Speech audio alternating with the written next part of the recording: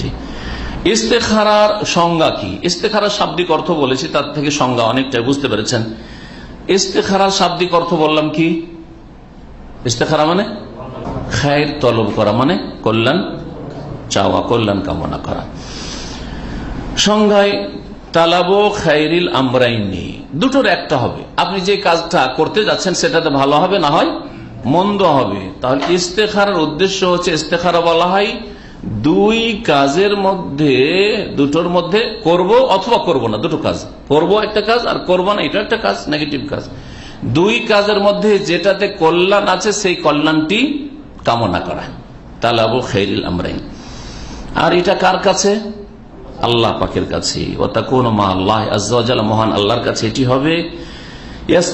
ইয়াস্তাখিরুল ইনসানু রাব্বাহু, বান্দা তার প্রতিপালকের কাছে কল্যাণ কামনা করবে। ইযা হাম্মা বিআমরিন, কোন কাজের যখন উদ্দেশ্য করবে আর সে জানে না এর পরিণতি কি হবে, ভবিষ্যৎ কি হবে, সুতরাং সেই সময় ইস্তেখার আল্লাহর কাছে কল্যাণ কামনা করবে। ইস্তেখার উদ্দেশ্য হচ্ছে যে আল্লাহ এই কাজটিতে কল্যাণ থাকে আমার জন্য আসান করে দাও, সহজ করে দাও। আর যদি এতে যদি অকল্যাণ থাকে, আমার জন্য বিপদ আপদ থাকে বা কোনো লাভ না থাকে, তাহলে এটাকে আমার থেকে দূরে সে আমাকে এর থেকে ফিরে দাও এবং উত্তম বিকল্প দান করো, উত্তম বিকল্প দান করো। ইস্তেখারা, যে শরীয়তে ইস্তেখারার বিধান এসছে, এটি হচ্ছে শরীয়তে উত্তম বিকল্প। ইমাম ইবনুল কাইয়িম রাহমাতুল্লাহ এই মর্মে বলছেন যে জাহিলিয়াতের যুগে লোকেরা কোনো কাজের উদ্দেশ্য করলে কি করত? ভাগ্য নির্ণয় করত কিসের মাধ্যমে?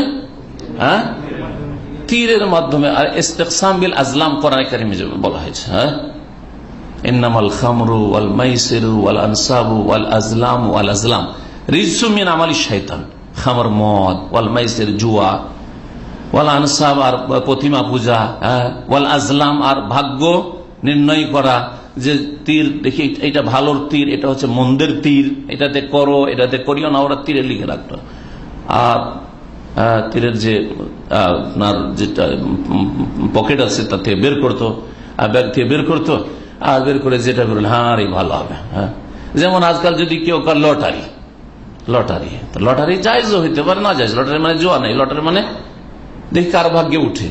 একটা গিফট আছে আর গিফটের আশাবাদী 3 জন, তো একজনকে না দেওয়া যাবে, তখন আমরা কি করি? লটারি জায়েজ না, না জায়েজ? হ্যাঁ।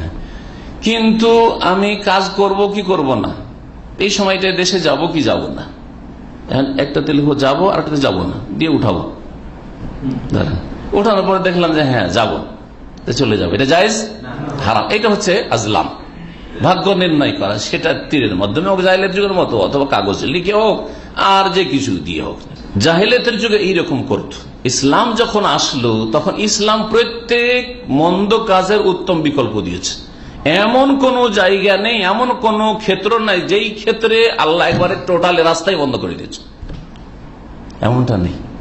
দিন ইসলামের একটি সৌন্দর্যতা হচ্ছে, দিন ইসলামের একটি বৈশিষ্ট্য হচ্ছে যে যেখানেই রাস্তা বন্ধ করা হয়েছে একটা, তখন আরেকটা রাস্তা খুলে দেওয়া হয়েছে। জেনার রাস্তা বন্ধ করা হয়েছে, সমকামিতার রাস্তা বন্ধ করা হয়েছে। কিসের রাস্তা খোলা হয়েছে? বিবাহের রাস্তা খোলা হয়েছে। সুদের রাস্তা বন্ধ করা হয়েছে, তখন ব্যবসার রাস্তা খোলা হয়েছে। আহাল্লাহুল বাইআ ওয়া হারামা রিবা, সুদকে আল্লাহ হারাম করেছেন, ব্যবসাকে হালাল করেছেন। আগে বরং ব্যবসার কথা বলছেন, আগে রাস্তা খোলার পরে বলছে এটা বন্ধ। দুনিয়ার রাস্তার ক্ষেত্রে সরকাররা একটা রাস্তা বন্ধ করে আরেকটা রাস্তা আপনার জন্য বিকল্প খোলে না, খোলে না? না, রাস্তা বন্ধ করে দিয়ে বসে আছে, কোনো রাস্তা নেই, ফেরার কোনো উপায় নেই, না, এরকম করেন না। জি, আল্লাহ পাক রব্বুল আলামিন শরীয়তে ওই রকমই, এই যে হারাম নাজায়েজ তরিকায় তারা ভাগ্য নির্ণয় করার চেষ্টা করে যে কোনটাতে ভালো আছে, এর মাধ্যমে মনে ভালো আছে। এই জাহিলিয়াতের শিরকি কুফরি কুপ্রথা ছিল, তার উত্তম বিকল্প হিসাবে আল্লাহ রাব্বুল আলামিন সালাতুল ইস্তিখারা দান করেছেন। ইমাম ইবনুল কাইয়িম বলেছেন, ফামা হারামাল্লাহু আলা ইবাদিহি শাইআন ইল্লা আওয়াদাহুম খায়রাম মিনহু, আল্লাহ যে কোনো কিছুকে বান্দার উপর হারাম করেছেন তার উত্তম বিকল্প দান করেছেন।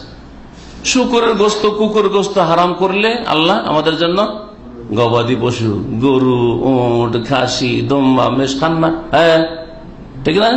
তাই বলছেন কামা হারাম আলাইহিল ইস্তিকসাম বিল আজলাম ওয়া আওয়াদাহুম আনহু দুআল ইস্তিখারা। যখন আল্লাহ হারাম করেছেন তীরের মাধ্যমে ভাগ্য নির্ধারণ করা, নির্ণয় করা, তখনই আল্লাহ পাক আমাদের জন্য উত্তম বিকল্প দিয়েছেন দুআ ইস্তিখারা।